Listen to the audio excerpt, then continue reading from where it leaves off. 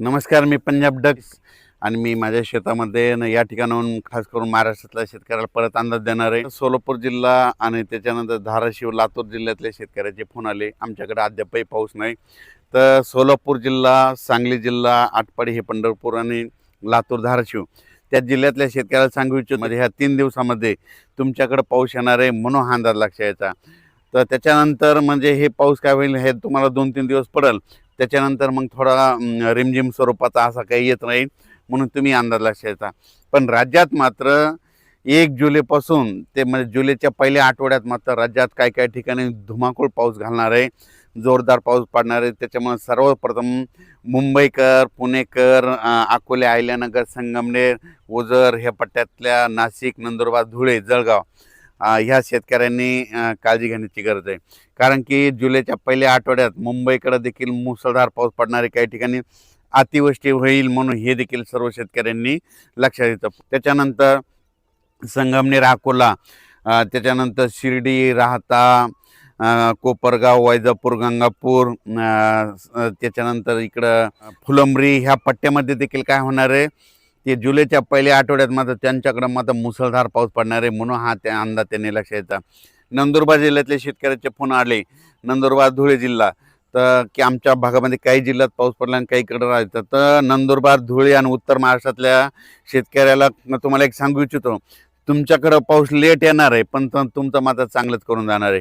कारण की तुमच्याकडे काय होणार आहे, जुलैच्या म्हणजे पहिल्या आठवड्यात इतका पाऊस पडणार आहे की पहिल्या पावसातच तुमचे ओढे नाले सगळे ओव्हरफ्लो होणार आणि त्याच्यानंतर नदी नाले होणार आणि तुमचे जितके जे छोटे छोटे तळे बंधारे सगळे मात्र भरून जाणार आहेत।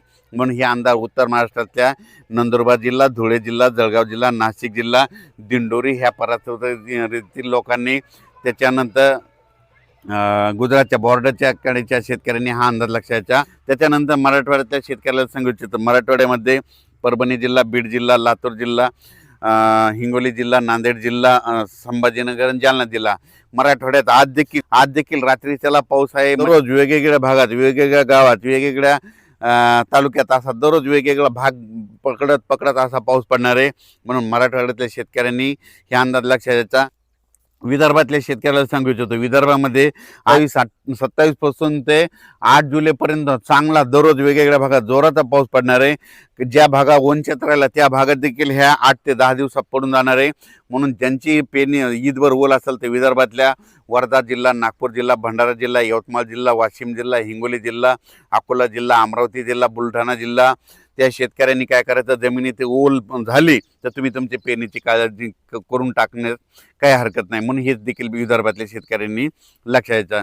पण राज्यात सांगायचं झालं तर म्हणजे 1 जुलै ते 8 जुलैच्या दरम्यान मी म्हणलं होतं ना, जुलैमध्ये पहिल्या आठवड्यात राज्यात पाऊस खूप पडणार आहे। मग सगळ्यात जास्त पाऊस मुंबईकडे पडणार आहे, पुण्याकडे पडणार आहे, संगमनेर, अकोला, ओझर, विघ्नर कारखान्याच्या परिसरामध्ये मुसळधार, अतिमुसळधार पाऊस पडणार आहे।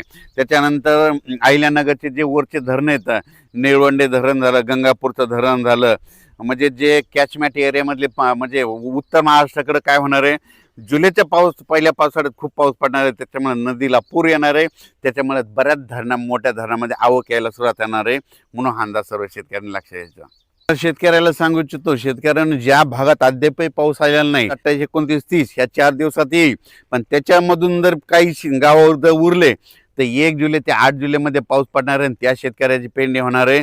म्हणून शेतकऱ्यांनी घाबरून न जाता हे अंदाज लक्षात घ्यायचा। मात्र जुलैच्या पहिल्या आठवड्यात, पहिल्या वीकमध्ये मात्र हेवी टू हेवी रेन म्हणजे खूप मोठा पाऊस पडणार आहे, काही काही ठिकाणी अतिवृष्टी होणार आहे, अति मुसळधार पाऊस पडणार आहे म्हणून हा अंदाज सर्व शेतकऱ्यांनी लक्षात घ्यायचा। धन्यवाद।